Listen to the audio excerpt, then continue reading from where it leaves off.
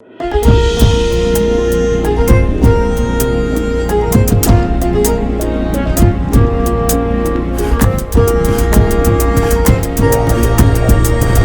የፈታ ቤተሰቦች ከልብ የመነጨ የከበረ ሰላምታችን በያላችሁበት ይድረሳችሁ። ለተቅዳሜ ሰዓቱን መረጃ አሰናድተን ተገኝተናል። ይመጥናሉ፣ መደመጥ ይገባቸዋል ካልናቸው መረጃዎች መካከል በቅድሚያ እናስተዋውቅ። ባለፉት 3 ሳምንታት በትግራይ መጠነ ሰፊ ወታደራዊ አፈሳ እየተደረገ መሆኑን በርካታ መረጃዎችና ማስረጃዎች እያረጋገጡ ነው። በዚሁ ዙሪያም ህወሓት ዝምታውን በመስበር ምላሽ የሰጠ መሆኑን ጥንቅራችን ተመልክቶታል። በአርሲው ጥቃት ዙሪያ በፌዴራሉ መንግስት ደረጃ የጠቅላይ ሚኒስትር ጽህፈት ቤት በርካታ ጉዳዮችን አንስቶ የሰጠውን ማብራሪያ ተመልክተነዋል። በተባበሩት መንግስታት ድርጅት ውስጥ ከተወሰነ አዲስ ውሳኔ በስተጀርባ በአዲስ አበባ የኤርትራ ኤምባሲና በዓለም አቀፉ ጋዜጠኛ መካከል የተቀሰቀሰው ዲፕሎማሲያዊ ውዝግብ የብዙዎችን ቀልብ ስቧል። ኤርትራ ከአዲስ አበባ ብርቱ ተቃውሞ ማሰማቷንም አካተናል። በትራምፕ አስተዳደር በ39 ሀገራት ስደተኞች ላይ ተጥሎ የነበረው ጥብቅ የጉዞ እገዳ ፖሊሲ በፌዴራል ፍርድ ቤት በይፋ መታገዱንም ይዘናል። በአዲስ አበባ ወሳኝ የድርድር ቀጠሮ ተይዞ ነበር። ይህ ድርድር እጅግ ደም አፋሳሽ የተባለውን ጦርነት ያስቀራል የሚል ተስፋ ተጥሎበትም ነበር። ሆኖም አልተሳካም። ለምን አልተሳካም? ተደራዳሪዎቹስ እነማን ነበሩ? በሚለው ዙሪያ ጥንቅራችን የሚያደርሳችሁ ዕለታዊ መረጃ አለ። እስከ ፍጻሜ አብራችሁን ቆዩ። የምንለቃችሁ ዕለታዊ ትኩስ ዜናዎች እንዲደርሷችሁ ላይክ፣ ሼር፣ ሰብስክራይብ ማድረግ እንዳትረሱ።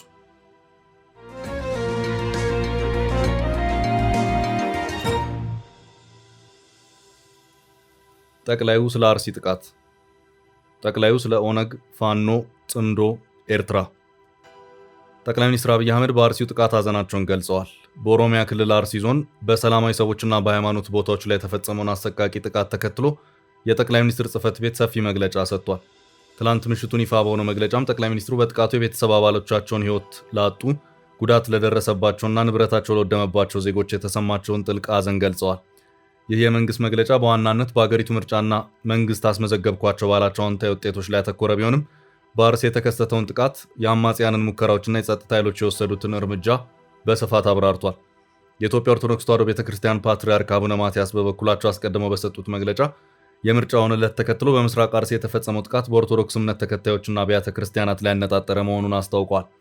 የቤተ ክርስቲያኗ መረጃ እንደሚያሳየው በእሁድና ሰኞ ጥቃቶች በ3 ወረዳዎች ውስጥ የሚኖሩ ቢያንስ 13 ሰዎች ተገድለዋል፣ በርካቶች ቆስለዋል፣ እንዲሁም በመቶዎች የሚቆጠሩ ዜጎች ተፈናቅለዋል።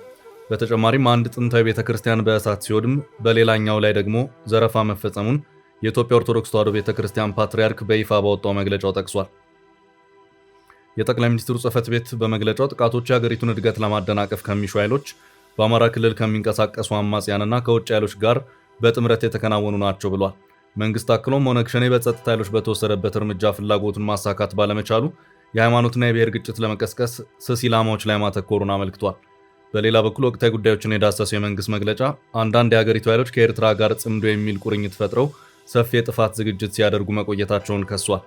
እነዚህ በስም ያልተጠቀሱ ቡድኖች ምርጫውን ለማደናቀፍ፣ አመፅ ለማንሳትና ከተሞችን በሽብር ለማወክ ቢንቀሳቀሱም የጸጥታ ኃይሎች እቅዳቸውን ማክሸፍ መቻላቸው ተገልጿል።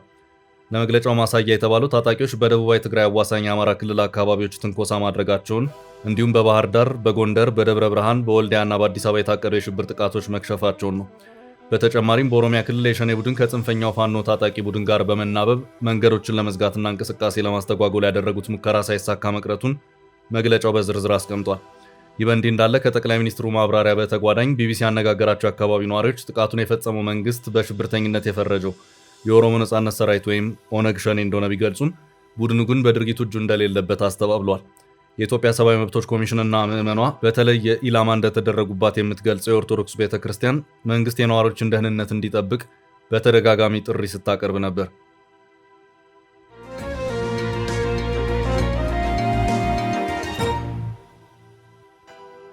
በቀጣይ መረጃ ስለ ወታደራዊ ምልመላው ተጨማሪ መረጃ። የህወሓት ማስተባበያ የብልጽግና ተልእኮን የተቀበሉ የሚያሰራጩት ነው። ባለፉት 3 ሳምንታት በትግራይ መጠነ ሰፊ ወታደራዊ አፈሳ እየተደረገ መሆኑን በርካታ መረጃዎችና ማስረጃዎች እያረጋገጡ ነው።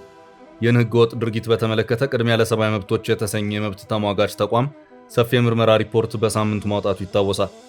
በክልሉ እየተፈጸመ ያለው የግዳጅ ወታደራዊ አፈሳ ከ3 ወራት በፊት በሰሜን ምዕራብ ዞን የተጀመረ ሲሆን አሁን ላይ ግን ድርጊቱ በመላ ትግራይ እየተስፋፋ መምጣቱን ሪፖርቱ አመልክቷል። ቅድሚያ ለሰብአዊ መብቶች ካወጣው የምርመራ ሪፖርት ተከትሎ የድርጅቱ ምክትል ዳይሬክተር አቶ መብርሂ ብርሃነ ለዶቼ ቬለ ዜና ምንጭ ተጨማሪ ማብራሪያ ሰጥተዋል። ዳይሬክተሩ በትግራይ እየተካሄደ ነው ያሉትን አስገዳጅ ወታደራዊ ምልመላ የኢትዮጵያን ፌዴራላዊ ሕገ መንግስት፣ የአፍሪካ መብቶች ቻርተር እና በዓለም አቀፍ ስምምነቶችን የሚጥስ ነው ብለዋል። የመብት ተከራካሪው የህወሓት አዲስ ዙር አፈሳ በዋናነት በሶስት አካላት ላይ ያነጣጠረ መሆኑን ያብራራ ሲሆን እነሱም በቀድሞ የትግራይ መከላከያ ኃይል ቲዲኤፍ አባላት ላይ፣ በሰሜኑ ጦርነት ወቅት ለጦርነቱ የቤተሰብ አባሎቻቸውን ያላዋጡ እንዲሁም በወርቅ ማውጫ ስፍራዎች ላይ በባህላዊ መንገድ ወርቅ በማውጣት የሚተዳደሩ ወጣቶች ላይ ያነጣጠረ መሆኑ ተለይቷል። ሆኖም ከዚህ በተጨማሪ በህዝብ መሰብሰቢያ ስፍራዎችና በሃይማኖት ተቋማት ውስጥ ጭምር አፈሳ መደረጉን ተጨማሪ መረጃዎች አሳይተዋል። ህወሓት በገበያና በመዝናኛ ቦታዎች ላይ የሚገኙ ወጣቶች በክልሉ የጸጥታ አካላት ታፍሰው ወደ ወታደራዊ ካምፕ እንዲገቡ ያደረገ ሲሆን የግዳጅ አፈሳው በቤተ ክርስቲያን ለሃይማኖታዊ ግልጋሎት በተገኙ ጸበልተኞች ላይ ጭምር መፈጸሙ ተሰምቷል። ይህንን ሪፖርት ተከትሎ የህወሓት ቃል አቀባይ ግን የድርጅቱን የምርመራ ዘገባ ውሸት ሲሉ ማጣጣላቸውን የዶቼ ቬለ ዘገባ አመልክቷል። የህወሓት ቃል አቀባይ አቶ ሚካኤል አስገዶም መልስ የሰጡ ሲሆን የትግራይ ወጣት ለመብቱ ሲል በፍላጎት የመታገል ልምድ ማዳበሩን ገልጸው ድርጅቱ ያወጣው መግለጫ በማስረጃ ያልተደገፈና የገለልተኝነት መርህን ያልተከተለ ነው ሲሉ አጣጥለውታል። አንድ አካባቢ ቁጭ ብሎ ቦታውን ሳያስስ መረጃም ሳይኖረው ሆን ብሎ ለማጠልሸትና ትግራይ ላይ የሌለ ነገር እንዳለ አድርጎ እየዘገበ ነው የሚገኘው ሲሉ ከሰዋል። የድርጅቱ መግለጫ እርሶ እንዳሉት እንደ ሐሰት ቢቆጠር እንኳን በርካታ የትግራይ ወጣቶች በየግል የማህበራዊ መገናኛ መረቦቻቸው አስገድዶ ለውትድርና የመወሰዱን ሁኔታ እየተቃወሙ ነው። ይህንንስ እንዴት ያዩታል በሚል ጥያቄ የቀረበላቸው ሲሆን በጣም በርከት ያለው የትግራይን ህዝብ ክደው ወደ አዲስ አበባ የመሸጉ የብልጽግና ተልዕኮ ይዘው የሚሰሩ በጣም ብዙ ብር እየበተኑ ትግራይ ውስጥ የውሸት ትርክት እንዲሰራጭ በቲክቶክም በማህበራዊ ሚዲያም በብዙ ነገሮች እኮ እየታገሉ ያሉበት ሁኔታ ነው ያለው ብለዋል። የቅድሚያ ለሰብአዊ መብቶች ድርጅት ምክትል ዳይሬክተር አቶ መብርሂ ብርሃነ ግን ከ18 ዓመት በታች የሆኑ ህጻናትም የምልመላው ሰለባ መሆናቸውን በምርመራ ማረጋገጣቸውን አክለዋል። የዓይን እማኞችን፣ ወጣቶችን፣ መልማዮችንና ቤተሰቦችን ቃለ መጠይቅ በማድረግ ነው ስራውን የሰራ ነው ሲሉ ለዶቼ ቬለ ተናግረዋል። ከ18 ዓመት በታች የሆኑ ለምሳሌ አንድ ቦታ ላይ 16 ዓመት ወጣት እንደዚሁም ሌላ ቦታ 15 ዓመት እንደዚሁም ካመለጡት ደግሞ እድሜያቸው 17 ዓመት የሆኑ ታዳጊዎች ያሉበት መሆኑን ለማረጋገጥ ችለናል ብለዋል። የህወሓት ቃል አቀባይ ጉዳዩን ቢያጣጥሉም በክልሉ ካሁን በኋላ ሊካሄድ የሚችለውን ጦርነት የሚደግፉ እንዳሉ ሁሉ በርካታ የትግራይ ወጣቶች ካሁን በኋላ የሚካሄድ ጦርነት እንደማይወክላቸውና መሳተፍም እንደማይፈልጉ በማህበራዊ መገናኛ ዘዴዎች በብዛት እየገለጹ ነው። የዜና ምንጩ በቀድሞ ጦርነት ተሳታፊ የነበረን አንድ ወጣት የማህበራዊ ሚዲያ መልእክት አጋርቷል። ወጣቱ በፌስቡክ ባሰፈረው መልእክት እኔ ሞቼ እናቴ የሚያነሳታታ ሐዘን ውስጥ እንደምትኖር እያወቅኩኝ፣ እኔ እግሬን ተቆርጬ የሚያነሳኝ አጥቼ ጎዳና ላይ ወጥቼ እንደምለምን እያወቅኩኝ፣ እኔ ራስ ቅሌ ውስጥ የአረር ቅሪት ተሸክሜ ማሳከሚያ አጥቼ እየተሰቃየው እንደምኖር እያወቅኩኝ፣ አገሬ ከታገለላት ያውደለደለን እንደምታኖር እያወቅኩኝ፣ መሞቴ እኮ አይቀርም ግን እናቴን አሳዝኜ ጎረቤትን ለማስደሰት አልሞትም ሲል ተቃውሞውን ገልጿል።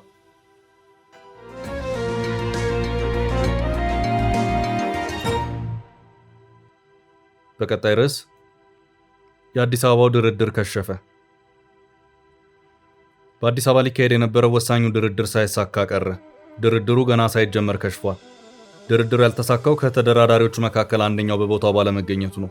ይሄው ድርድር አንድ ሰሞን ኢትዮጵያ በድሮን ደበደበችኝ በማለት ክስ ያቀረበችውን ሱዳንን የሚመለከት ነው። በዚሁ መሃል ደግሞ አዲስ አበባ ላይ ወሳኝ ድርድር ለማካሄድ ታስቦ ከሰሞኑ ወሳኝ እንቅስቃሴዎች እንደነበሩ የሱዳን ትሪቢዩን ዘገባ አመላክቷል። ሁለት አቅጣጫን የያዘ ንግግር ነው። አንደኛው በአመቻች አካላት በኩል የተደረገ ንግግር ሲሆን ሌላኛው ደግሞ ሁለት ተቃርኖ ሐሳብ ባላቸው የሱዳን ቡድኖች መካከል ሊደረግ የነበረ የአዲስ አበባ ቀጠሮ ነበር። ለሱዳን ቀጠናዊና ዓለም አቀፋዊ መፍትሄ እናምጣ በሚለው ዙሪያ ዘ ፋይቭ ኔሽን ሜካኒዝም በሚል ስያሜ ወሳኝ የተባሉት አካላት ተሰባስበው ብርቱ ጥረቶችን ሲያደርጉም ቆይተዋል። እነዚህም ዘ ፋይቭ ኔሽን ሜካኒዝም በተባለው የሱዳን መፍትሄ አፈላላጊ ውስጥ የተካተቱት አካላት የተባበሩት መንግስታት፣ የአፍሪካ ህብረት፣ ኢጋድ፣ የአውሮፓ ህብረት እና የአረብ ሊግ ናቸው። አምስቱ አካላት በአዲስ አበባ ንግግር እያደረጉ ባለበት ሁኔታ ሌሎች ሁለት የሱዳን ኃይሎችም ለዚሁ የሱዳን ጦርነት መፍትሄ እንዲያፈላልጉ ቀነ ቀጠሮ ተይዞላቸውም ነበር። እነዚህም ሁለቱ የሱዳን አካላት ከሞላ ጎደል በአሁኑ ሰዓት በሱዳን የሚፋለሙትን የሱዳን ጀነራሎች ኃይል ስሜትንና ፍላጎትን የሚወክሉ ናቸውም ተብሏል። ሶሞድ በሚል የሚጠራው አካል ሲቪል ዴሞክራቲክ አላያንስ ኦፍ ሬቮሉሽነሪ ፎርስስ ወይም የአብዮት ኃይሎች የሲቪል ዴሞክራሲያዊ ህብረት በመባል የሚታወቀው ነው። ይህ ህብረት በአሁኑ ሰዓት በሱዳን እየተፋለሙ ያሉት ሁለቱ ጀነራሎች ወደ ጦርነት ውስጥ ከመግባታቸው በፊት በነበረው የሽግግር መንግስት ጠቅላይ ሚኒስትር በነበሩት አብደላ ሐምዶክ የተቋቋመ ነው። በጀነራል አብዱልፈታህ አልቡርሃን የሚመራ የሱዳን ብሔራዊ ጦር የሀገሪቱ ብቸኛ ብሔራዊ ጦርነቱ በሁሉም የሱዳን ኃይሎች እውቅና እንዲሰጥ ይፈልጋል። ይህም ጦር ሰራዊቱን እውቅና የመስጠቱ ጉዳይ ጀነራል መሐመድ ሐምዳን ዳጋሎን እውቅና ጭምር የሚያካትት ነው። ዓላማውም በሱዳን ሰላምን በድርድር ማፈላለግ ነው ይላል። ሌላኛው ቡድን ዘ ፎርስስ ፎር ፍሪደም ኤንድ ቼንጅ ዴሞክራቲክ ብሎክ በመባል የሚታወቀው ነው። የነጻነትና ለውጥ ኃይሎች ዴሞክራሲ ኃይሎች ብሎክ የተሰኘው አካል ነው። ወደ ጀነራል መሐመድ ሐምዳን ዳጋሎ የሚያደላ አቋም ያለው ነው። ፈጥኖ ደራሽ የሚባል የራሴ ጦር አለኝ የሚሉት ጀነራል መሐመድ ሐምዳን ዳጋሎ በጀነራል አብዱልፈታህ አልቡርሃን የሚመራውን የሱዳን ብሔራዊ ጦር እየተፋለሙ በመሆኑ ጦሩን የሚቆጥሩት እንደ ሽብርተኛ ኃይል ነው። እናም እውቅና የላቸውም። በሌላ አቅጣጫ ደግሞ የዳጋሎ ጦር በሱዳን ትይዩ መንግስት ወይም ሁለት መንግስት እንዲቆም ይፈልጋል። በዚህ ጉዳይም የሚነሳ ሌላ ጥያቄ አለ። እናም ዘ ፎርስስ ፎር ፍሪደም ኤንድ ቼንጅ ዴሞክራቲክ ብሎክ የተባለው አካል እነዚህ ሁለት ጉዳዮች መፍትሄ እንዲያገኙ ሀሳቦችን አቅርቦ ተነጋገሩበት እያለም ይገኛል።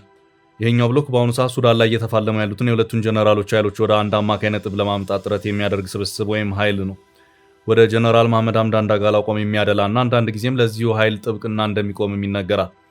እንደ ሱዳን ትሪቢዩን ዘገባ ከሆነ ይሄው የአዲስ አበባው የድርድር ቀጠሮ የከሸፈው ከተደራዳሪዎች መካከል አንደኛው በቦታው ባለመገኘቱ ነው። የአዲስ አበባ የሁለቱ ኃይሎች የንግግር ቀጠሮ የነበረውም እነዚህን ነጥቦች ታሳቢ ያደረገ ነበር። ሁለቱ የሱዳን ዋነኛ ተፋላሚ ኃይሎች በሌሉበት ሁኔታ የሁለቱ ብሎኮች መነጋገር ምን አይነት ፋይዳ ሊያመጣ ይችላል የሚለውም ጉዳይ በራሱ ጥያቄ ሆኖ የቀጠለ ነው።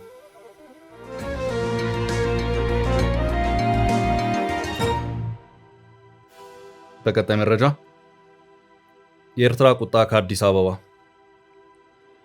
በተባበሩት መንግስታት ድርጅት ውስጥ ከተወሰነ አዲስ ውሳኔ በስተጀርባ በአዲስ አበባ የኤርትራ ኤምባሲና በዓለም አቀፉ ጋዜጠኛ መካከል የተቀሰቀሰው ዲፕሎማሲያዊ ውዝግብ የብዙዎችን ቀልብ ስቧል። ኤርትራ ከአዲስ አበባ ብርቱ ተቃውሞ አሰምታለች። ኤርትራ በተባበሩት መንግስታት ድርጅት ውስጥ ከፍተኛ የዲፕሎማሲ እንቅስቃሴ ማድረጓን ታዋቂው የዓለም አቀፍ ጉዳዮች ተንታኝ ማርቲን ፕላውት መተቸቱን ተከትሎ በአዲስ አበባ ከሚገኝ የኤርትራ ኤምባሲ ዋና ስራ አስፈጻሚ አቶ ቢንያም በርሄ ብርቱ ምላሽ ሰጥተዋል። ኤርትራ ከጥር 2027 ጀምሮ ለ3 ዓመታት የሚቆይ የተባበሩት መንግስታት የኢኮኖሚና ማህበራዊ ምክር ቤት አባል ሆና ተመርጣለች። በተጨማሪም ድርጅቱ ለሚያካሄደው የጠቅላላ ጉባኤ 81ኛ ስብሰባ ምክትል ፕሬዝዳንት ሆና መመረጧ ይታወቃል። ይህንን የኤርትራን አዲስ የዲፕሎማሲያዊ ስኬት ያጣጣለው የማርቲን ፕላውት አስተያየት በአዲስ አበባ በሚገኝ የኤርትራ ኤምባሲና በተንታኙ መካከል ከፍተኛ ዲፕሎማሲያዊ ውዝግብ እንዲቀሰቀስ አድርጓል። ተንታኙ ማርቲን ፕላውት በማህበራዊ ገጹ ባጋራው መረጃ አብዛኞቹ የተባበሩት መንግስታት ተቋማት የዓለም ባንክና ዓለም አቀፍ የገንዘብ ድርጅት IMF በኤርትራ ውስጥ ሙሉ ሚናቸውን እንዲጫወቱ እንደማይፈቀድላቸው ገልጿል። ሀገሪቱ ለእንዲህ አይነቱ ትልቅ የኃላፊነት ቦታ መመረጧ ተገቢ እንዳልሆነ በመጥቀስ ጥያቄ አንስቷል። ይህ የትችት አስተያየት በአዲስ አበባ በሚገኝ የኤርትራ ኤምባሲ ቁጣን የቀሰቀሰ ሲሆን በኢትዮጵያ የሚገኝ የኤርትራ ኤምባሲ ዋና ስራ አስፈጻሚ አቶ ቢንያም በርሄ በኤክስ ማህበራዊ ገጻቸው ቀጥተኛና ጠንከር ያለ ምላሽ ሰጥተዋል። የኤርትራ ኤምባሲ ዋና ስራ አስፈጻሚ ቢንያም በርሄ በሰጡት አጸፋዊ ምላሽ ማርቲን ፕላውት ከዚህ ቀደም የኤርትራ ኤምባሲዎችን እንዲወድሙ ዘመቻ ሲያደርግ የነበረ ሰው ነው ሲሉ በጠንካራ ቃላት ወርፈዋል። ዋና ስራ አስፈጻሚው አክለውም ኤርትራ ከማን ጋር መስራት እንዳለባት የራሷ ነፃ ምርጫ ያላት ሀገር መሆኗንና በተባበሩት መንግስታት ድርጅት ውስጥ እኩል መብት ያላት ሉዓላዊት አባል መሆኗን ማርቲን ፕላውት ለመቀበል መቸገሩ ምንም እንደማያስደንቅ አጽንኦት ሰጥተው ገልጸዋል።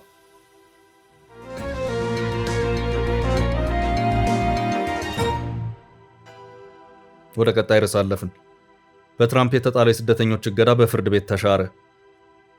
በትራምፕ አስተዳደር በ39 ሀገራት ስደተኞች ላይ ተጥሎ የነበረው ጥብቅ የጉዞ እገዳ ፖሊሲ በፌዴራል ፍርድ ቤት በይፋ ታገደ። የብዙዎችን ስደተኞች ሕይወት የሚቀይረው ይህ አዲስ የፍርድ ቤት ውሳኔ በአሜሪካ ፖለቲካ ላይ ከፍተኛ ንቅናቄ ፈጥሯል። የአሜሪካ ፌዴራል ፍርድ ቤት በዶናልድ ትራምፕ አስተዳደር በ39 የጉዞ እገዳ የተጣለባቸው ሀገራት ስደተኞች ላይ አውጥቶት የነበረውን ጥብቅ ፖሊሲ ውድቅ ማድረጉን አስታውቋል። ዘጋርዲያን እንደዘገበው ፍርድ ቤቱ ይህንን ውሳኔ ያስተላለፈው ፖሊሲዎቹ ህገወጥ በሆነ መንገድ ስደተኞች የጥገኝነት ጥያቄ፣ የነዋሪነት ፍቃድ ወይም ግሪን ካርድ እና ሌሎች ተያያዥ ውሳኔዎችን እንዳያገኙ አግደዋል በሚል ነው። የፌዴራል ፍርድ ቤት ውሳኔ ያገደው ይህ የትራምፕ ጥብቅ መመሪያ በዓለም ዙሪያ የሚገኙ 39 ሀገራትን ያካተተ ነበር። ኤርትራ፣ ሶማሊያ፣ ሱዳን እና ደቡብ ሱዳን በዚህ የጉዞ እገዳ ሙሉ በሙሉ ተጽዕኖ ካረፈባቸው ሀገራት መካከል ናቸው። በተጨማሪም እንደ ቻድ፣ ቡርኪና ፋሶ፣ ማሊ፣ ኒጀር፣ ናይጄሪያ፣ ታንዛኒያ እና ሊቢያ ያሉ በርካታ የአፍሪካ ሀገራት እንዲሁም አፍጋኒስታን፣ ኢራን፣ ሶሪያ እና የመን በዝርዝር ውስጥ ተካተው ይገኛሉ። ይህ አዲስ የፍርድ ቤት ውሳኔ በትራምፕ አስተዳደር ኢሚግሬሽን ፖሊሲዎች ላይ ትልቅ ዲፕሎማሲያዊና ህጋዊ መናወጥን የፈጠረ ሲሆን በጉዳዩ ዙሪያ ያሉ የፖለቲካ ውይይቶችንም በከፍተኛ ሁኔታ መልሶ አቀጣጥሎታል። ውሳኔውን የሰጡት የፌዴራል ዳኛ እንዳብራሩት የትራምፕ አስተዳደር መመሪያዎች በህግ ከተቀመጠው አሰራር ውጭ በርካታ አመልካቾችን መብት የነፈጉ መሆናቸውን አመልክተዋል። ይህንን ተከትሎ የሰብአዊ መብት ተሟጋቾችና የስደተኞች መብት ተሟጋቾች ድርጅቶች ውሳኔውን የፍትህ መረጋገጫና ለብዙ ሺህ ለሚቆጠሩ ቤተሰቦች ትልቅ ተስፋ የሰጠ እንደሆነ በመግለጽ በደስታ ተቀብለውታል። በሌላ በኩል ደግሞ የትራምፕ አስተዳደር ደጋፊዎችና የፖሊሲ አውጪዎች ውሳኔው የሀገሪቱን ብሔራዊ ደህንነት አደጋ ላይ ሊጥል እንደሚችል በመጥቀስ ስጋታቸውን እየገለጹ ይገኛሉ። ይህ የፍርድ ቤት ፍልሚያ በአሜሪካ የውስጥ ፖለቲካ ላይ ያለው ተጽዕኖ ቀላል እንዳልሆነ ተነግሯል። የህግ ባለሙያዎች እንደሚናገሩት ውሳኔው መንግስት በስደተኞች ላይ የሚጥላቸውን ገደቦች በህግ ማዕቀፍ ውስጥ ብቻ እንዲያደርግ የሚያስገድድ ነው። ይሁን እንጂ የትራምፕ አስተዳደር በበኩሉ የሀገሪቱን ድንበር ለማስከበርና የጸጥታ ስጋቶችን ለመቀነስ እንዲህ አይነት ጥብቅ የጉዞ እገዳዎች የግድ አስፈላጊ መሆናቸውን በመግለጽ መከራከሩን ቀጥሏል። ጉዳዩ ወደ ከፍተኛ ፍርድ ቤት ሊያመራ እንደሚችል ተገምቷል።